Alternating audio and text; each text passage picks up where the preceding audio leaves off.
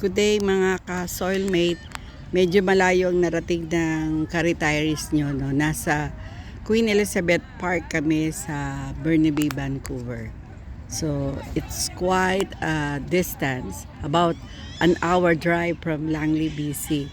You see, we are in the pond where we can see Canadian geese. Marami ditong Canadian geese. Ito yung pinupuntahan nila. No, kaya lang napunta sa kabila, we are in the area na ano. Ayun, oh, ayun. Ayun, Eli! Eli, sinabi ko sa'yo, huwag mong galawin niya. Ayun na yung giso, come here. Ayan, baka kagatin ka. Let go, Eli. Eli, Baka madulas at kunin mo. Oh no. Oh no, no, no. Up here, please. Ayun, oh. Here, Eli. You can see from here. Eli, you can see from here. Eli, look at me. Look at me. There. Walang araw dito. Oh, yan.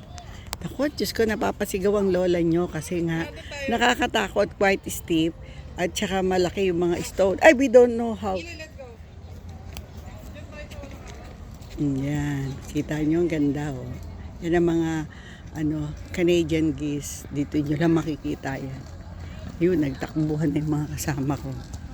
So, this is all for now. Mamaya uli, pag I have time, I'll do us again from Langley, BC. Bye for now. Enjoy your Saturday.